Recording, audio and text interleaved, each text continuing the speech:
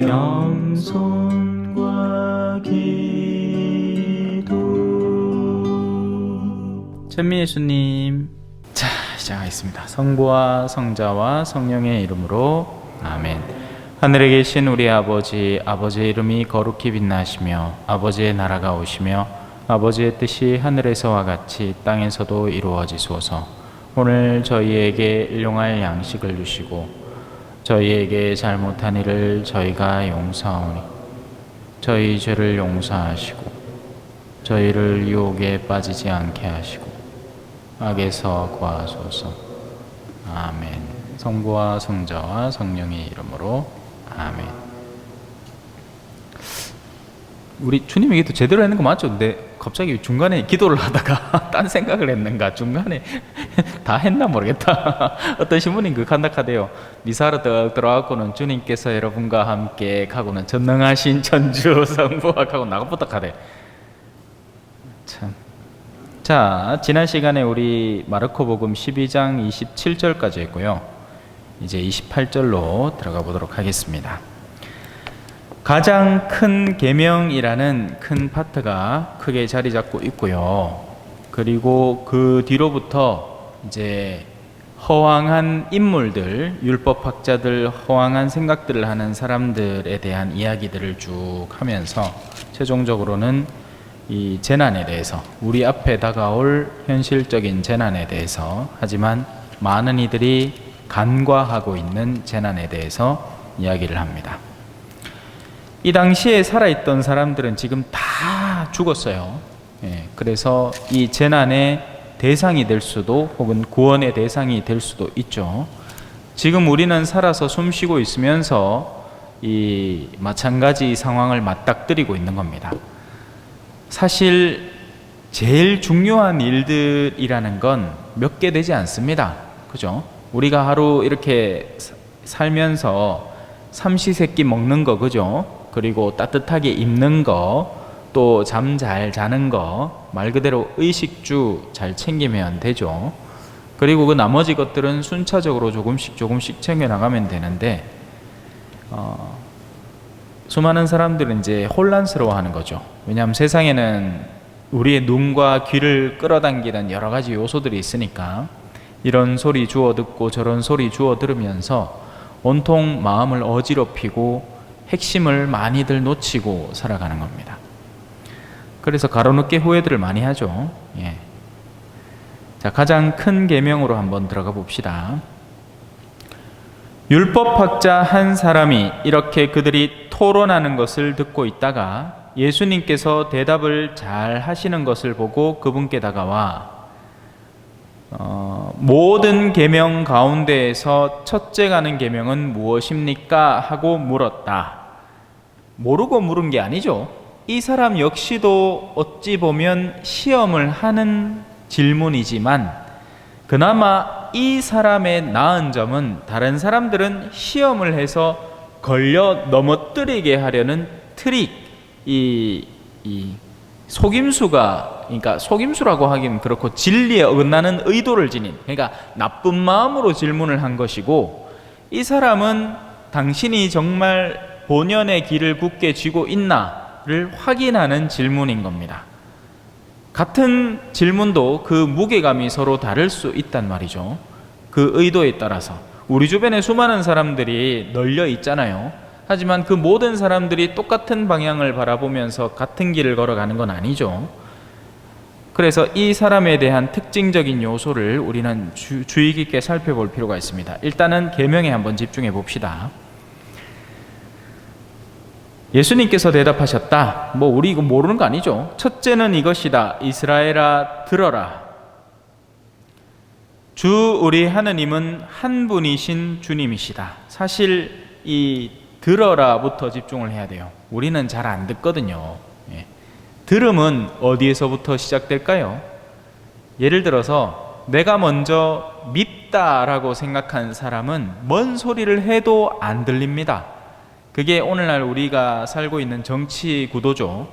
한 측이 마음에 들고 다른 측이 마음에 안 들기 시작하면 다른 측에서 매주를 콩으로 쓴다고 해도 안 믿고 싶어하는 우리의 내면을 갖춰버리게 되는 거죠.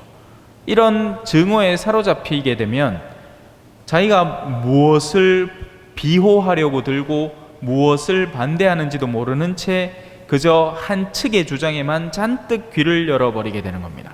그래서 우리는 잘 들을 필요가 있습니다. 특히나 우리가 하는 신앙생활이라는 건 더욱 잘 들을 필요가 있어요. 믿음은 들음에서 오거든요.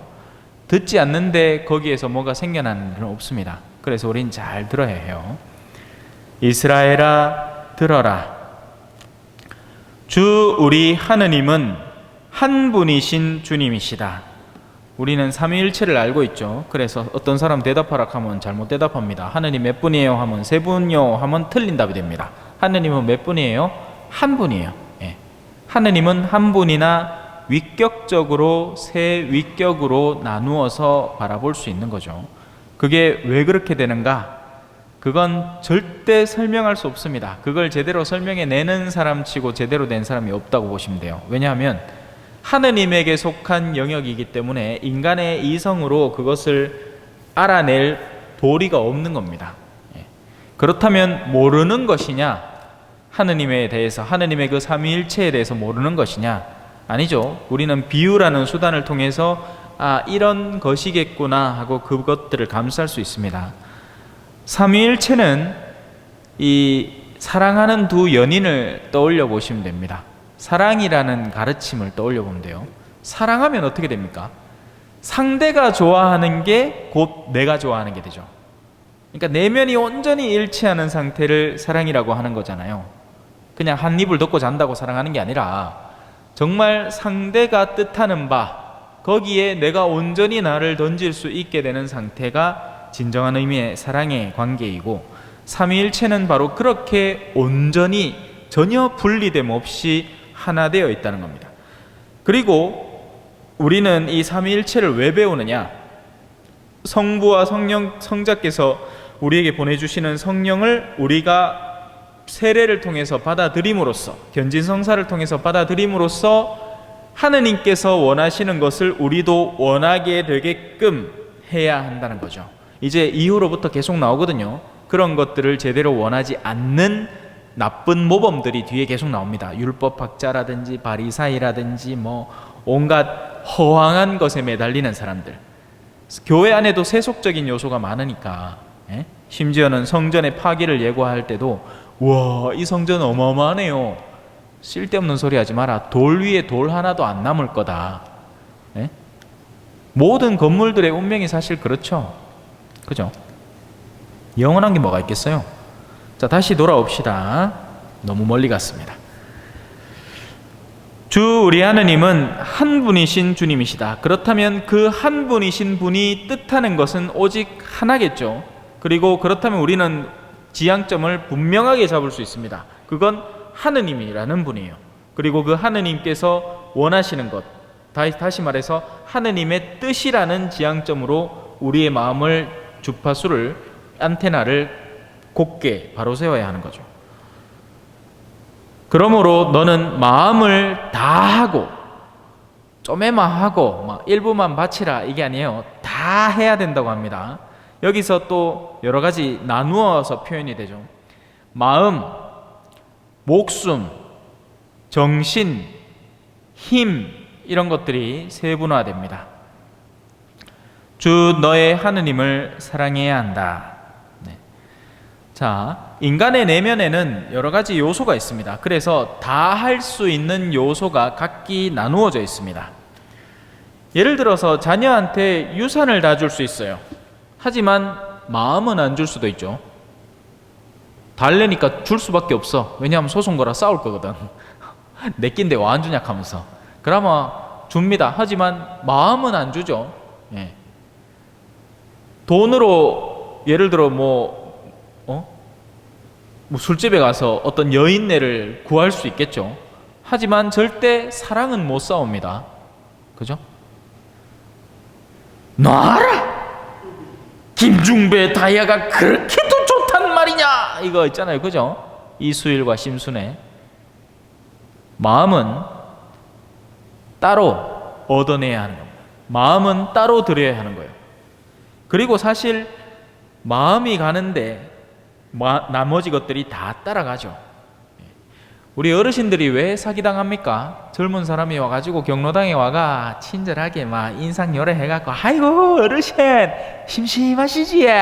내 우리 어르신 보러 왔지? 하면서 막 어깨 샤샤샤샤 주무리며 어제 내가 사는 게 좀 힘든데 우리 어르신 혹시 뭐 건강식품 안 필요하세요? 하면서 결제 떡 한 100만 원짜리 하나 떡 사가 원가 10만 원도 안 되는 거를 왜? 마음을 줘버린 거예요. 어새 그래 트로트 가수들이 전신만신 마음을 빼앗아가고 있잖아, 그지요? 누구라 하더라? 신유, 또 뭐 영탁이, 우리 어르신들이 좋아갖고 막 어쩔 줄은 몰라 하더라.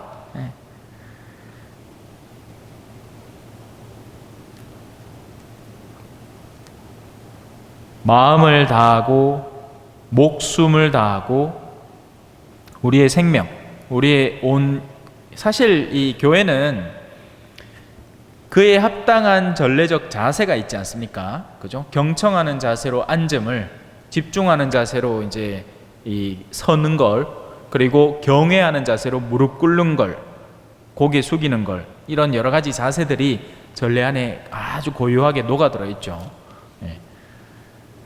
그래서 우리는 그저 단순히 마음만 주는 게 아니라 우리의 몸까지도 함께 할 필요가 있습니다. 물론 너무 무리할 필요는 없어요. 뭐 지나치게 막 무리해서 괴로움을 바치면서 하느님을 찬양한다거나 하는 것은 어쩌다 할 수는 있겠지만 너무 심하게 할 필요는 없습니다. 하지만 평소에 우리의 삶의 태도 자체가 그래야죠. 그래, 가난한 사람한테 가서 뭐 그래 잘 입고 댕기고 춥지 않도록 입고 댕기소 말이야 얼마든지 할 수 있지. 하지만 실제로 그것을 도움을 주는 것, 그건 또 다른 차원이니까요, 그죠? 그래서 여러 가지 것들을 다 줘야 되는 거예요. 이 이성도, 그죠? 활용할 수 있는 사람은 신학적 연구를 통해서 하느님께 합당한 것을 돌려드리는데 노력을 해야 되는 겁니다. 이제 저 같은 사람은 여러분들에게 이런 복음을 전해야 되는 소명을 갖고 있는 사람이니까 제가 가진 이성적 노력, 제가 가진 지성적 능력을 또 여기다 쏟아부어야 되는 거죠. 그리고 연극 배우다, 내가 무슨 예술가다, 사진가다 이러면 그런 사진들을 통해서도 사람들이 나의 예술 작품을 보고 그 작품에 머무는 게 아니라 하느님께로 향할 수 있도록, 우리 성당은 훌륭한 예시가 있죠, 그죠? 이 뒤에 전부 다 그림들이 성경의 단편들을 묘사하면서 그걸 볼 때 이 현명한 처녀와 어리석은 처녀 이야기를 떠올리게 만들고 베드로의 그런 배반 사건을 떠올리게 만들고, 그죠? 골고루 그려놨어요. 스테인드 글라스도 보면 여러분들은 미사 때 이쪽만 쳐다보니까 잘 모르는데 저는 미사할 때 이래 스테인드 글라스 보면 성경의 여러 장면들이 곳곳에 묘사되어 있습니다. 나중에 시간 날 때 저거는 무슨 장면일까 한번 맞춰 보이소. 재밌을 거예요. 자, 그렇게 모든 것을 다 하는데 마지막에 힘이라는 게 나옵니다. 힘. 우리에게 안에 존재할 수 있는 인간의 육체와 이성과 감성을 다 들였음에도 무언가가 남아있다는 거예요. 그건 바로 영혼의 고유한 의지입니다. 의지를 하느님께 돌리는 것이야말로 사실 하느님께 모든 것을 드리는 거예요. 그 의지가 선을 향해 있어야 하는 거죠. 빛을 향해 있어야 됩니다. 수많은 사람들은 그 의지를 꺾어서 악으로 기우는 걸 너무나 쉽게 하고 거기서부터 이제 죄가 시작이 됩니다. 둘째는 이것이다. 내 이웃을 너 자신처럼 사랑해야 한다. 이거 사실 얼마 전에 강론하면서 여러분들한테 풀이해드렸던 건데 제가 어디에서 했는지 모르겠습니다. 벽진에서 했는지 용봉에서 했는지 여기서 했는지 아마 여기서 했는 것 같아요. 사랑한다. 나는 내 자식을 사랑한다. 그래서 내 자식들아, 나는 너희한테 유산도 주고 교육도 시켜주고 다 사랑한다. 훌륭한 사랑이죠. 그런데 이 사람의 그 사랑을 하려는 근거점들이 가난한 이들의 피를 빨아서 그들에게 기꺼이 모든 것을 베푸는 사랑이라면 핀트가 안 맞는 사랑인 겁니다. 또 우리끼리 사랑하지 하고는 담합을 해서 뭐 예를 들어 뭐 농산물 가격을 지나치게 올려버린다든지 뭐를 독점 구매해버린다든지 이러면 자기들끼리는 사랑하고 있는지 몰라도 이 사람들은 주변에 엄청나게 많은 피해를 입히고 있는 악의 집단이 되는 거죠. 왜냐하면 첫 번째 사랑이 부재하기 때문입니다. 하느님에 대한 사랑, 진리에 대한 사랑이 있을 때 그 깃틀 위에서 이웃에 대한 사랑도 올바로 설 수 있는 거예요. 마약 중독자를 사랑한다면서 그래 네가 얼마나 힘들겠노, 그래 가갖고 약 사무래 하면서 돈을 쥐어주면 이건 그 사람에게 오히려 그 악습을 방치하는 계기가 되죠. 그래서 이웃을 사랑한다는 게 우리 천주교 신자들은 착각하고 있는 게 뭐냐면 무조건 잘해줘라, 그가 기분 좋게 해줘라 라고 착각을 하기 시작합니다. 아니에요. 어떤 때는요, 이웃을 사랑하기 때문에 그들로부터 욕을 먹어야 할 때가 부지기수로 늘어나는 겁니다. 이걸 이해를 못하는 거예요. 일반 신자분들은 예를 들어서 신부님이 어떤 사목 지향점을 세우고 신자들을 조금 촉구해서 이리로 가자 할 수 있잖아요. 근데 그 지향점이 모든 사람의 구미에 맞을 리가 없단 말입니다. 그러면 그 가운데 적지 않은 이들이 저 신부님이 이상하다, 전에 신부님은 안 가더만, 굳이 이래 해갖고 신부님이 막 뭐 우리 좀 피나이 지낼락 하는데 들살 된다, 이렇게 나오는 거예요. 식별이 없는 거죠. 저 신부님은 우리를 사랑 안 한다, 이렇게 돼버린 겁니다. 원래 왜 집에서도 그렇잖아요, 그죠? 엄마들은 일단 자녀들을 무조건 끌어안는 편입니다. 뭔 일이 있건 뭔 일이 있건. 그러고는 이제 보통 집에 깃털이 잡혀있는 집안이면 어떻게 되느냐, 최종 심판은 아버지한테 맡기는 거지. 그래 엄마는 자녀들을 다독거려가지고 그래 힘들지, 알았다 근데 내가 할 건 아니고 이따 저녁에 아버지 들어오마 그거 한번 물어보고 답을 한번 들어보지 했는데 아버지가 들어와갖고 딱 듣디만은 그건 안 되겠다. 가만 그때 자녀들은 그죠, 섭섭다고 내 가방 새로 사야 되는데 그거 안 사준다고. 근데 아버지가 사주기 싫어서 안 사주는 겁니까? 아니면 지금 집안의 상황이라든지 가방을 산 시기라든지 그거에 대한 수선의 가능성이라든지 여러 가지를 고려해서 식별을 해서 그건 그럴 것 같다라고 분별을 내려주는 거예요. 후자죠. 그냥 네 꼴 보기 싫고 네 싫어가지고 네 할락하는 건 내 아무것도 안 해줘, 이게 아니잖아요, 그죠? 아니란 말이에요. 물론 그런 집도 있죠. 물론 그런 집도 있습니다. 아버지가 다 뭐 올바른 식별을 한다거나 이러지는 않거든요. 어떤 아버지는 진짜 막 가정폭력을 막 가한다거나 뭐 여러 가지 일들이 있지.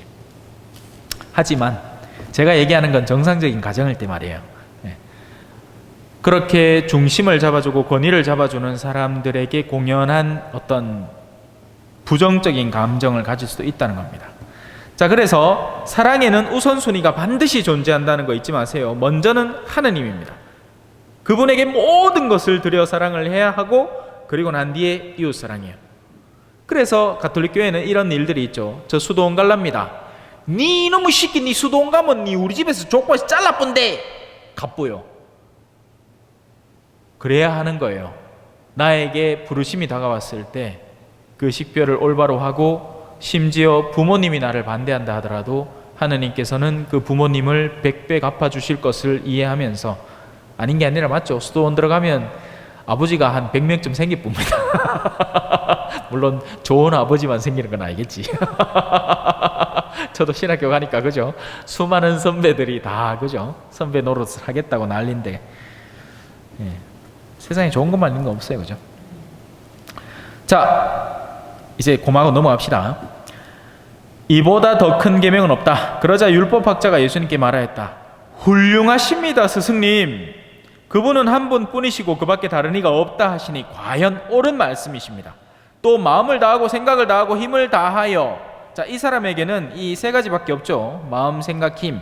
그런데 예수님에게는 마음, 목숨, 정신, 힘이라는 구체적인 구분이 있습니다. 그러니까 예수님이 뭔가 살짝 미묘하게 더했다는 거죠. 원래 율법학자가 알고 있는 기본 지식보다.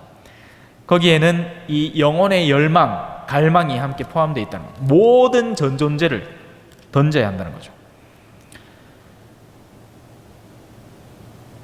그렇게 하는 것이 모든 번제물과 희생제물보다 낫습니다. 자, 이 표현을 예수님께서 들으시고 그가 슬기롭게 대답하는 것을 보시고 그에게, 자, 이 대사가 중요해요. 너는 하느님의 나라에서 멀리 있지 않다.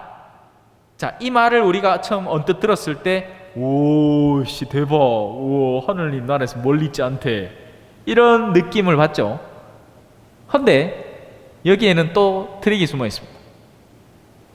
하느님의 나라 안에 살아야 합니다. 우리는 멀리 있는 게 아니라, 멀리 있지 않은 게 아니라 그 변방 울타리에서 이 어렴풋하게 하느님의 나라에 대한 이미지와 하느님의 나라에 대한 지적 지식만 갖추고 있는 게 아니라 하느님의 나라는 이미 힘을 발하고 있고 우리 안에 있기 때문에 우리는 그 하느님의 나라에 이 지상에서부터 살아가는 이들, 하느님의 나라 안에 이미 들어서 있는 이들로 살아가야 한다는 거예요.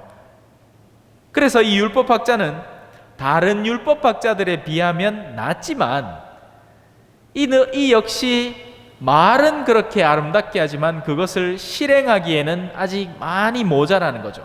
만약에 그가 하느님의 나라를 실행하는 이였다면 예수님 앞에 와서 이런 질문 자체를 하기 이전에 예수님을 믿고 따르는 노력을 더 기울였을 겁니다. 제자가 되는 거죠, 제자가. 그러자 그 뒤에는 어느 누구도 감히 그분께 묻지 못합니다. 자, 이렇게 해서 가장 큰 계명을 가운데 딱 이제 이 울타리를 박아놨어요. 중심구를 빡 박아놨습니다. 이제 그 주변의 가르침으로 한번 나가 보기 시작합시다. 찬미 예수님, 겸손과 기도.